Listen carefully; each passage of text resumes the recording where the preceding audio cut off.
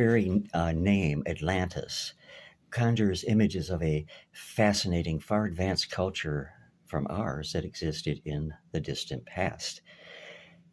Hopefully, if Atlantis existed and they were advanced, that they were more civil to each other, as today most people, not everybody, but a lot of people seem bent on destroying their fellow man or woman based on race, religion, or whatever. But that's not the topic of this.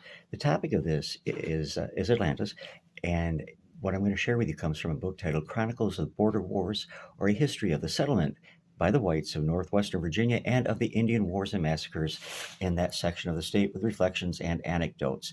They sure knew how to make a long title for a book back then. This was published in 1831, and it was written by Alexander S. Withers. And I'm just going to share with you a really short but very interesting segment of this, in which I quote, "It is highly probable that the continent of America was known to the ancient Carthaginians, and that it was the great island of Atlantis, of which mention is made by Plato, who represents it as larger than Asia and or Africa.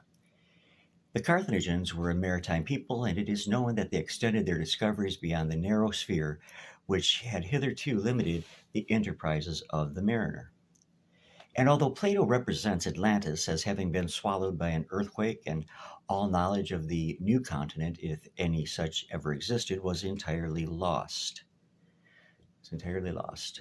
Still, it is by no means improbable that it had been visited by some of the inhabitants of the Old World prior to the discovery of Columbus in 1492. The manner of this discovery is well known, as is also the fact that Amerigo Vespucci of Florentine, under the authority of Emmanuel, King of Portugal, in sailing as far as Brazil, discovered the mainland and gave name to America. These discoveries gave additional excitement to the adventurous spirit which distinguished those times, and the flattering reports made of the country which they had visited inspired the different nations of Europe with the desire of reaping the richest harvest. Of course, greed is in there, which the enlightened and enterprising mind of Columbus had unfolded to their view. And accordingly, as early as March 1496, less than 10 years after the discovery by Columbus, a commission was granted by Henry VII,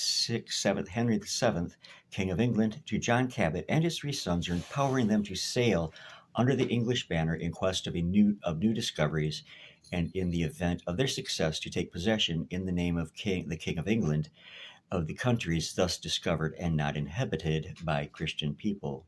So they had a mission to go boldly where no man had gone before, except man had gone there many times before, including the Vikings.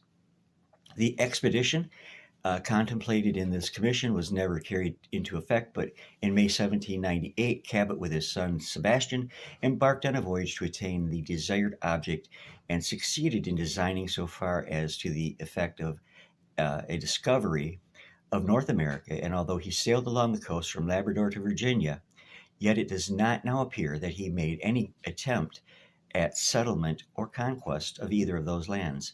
This is said to have been the first discovery ever made of that portion of our continent which extends from the Gulf, spelled here Gulph, of Mexico to the North Pole. And to this discovery, the English traced their title to that part of it, subsequently reduced into possession by them.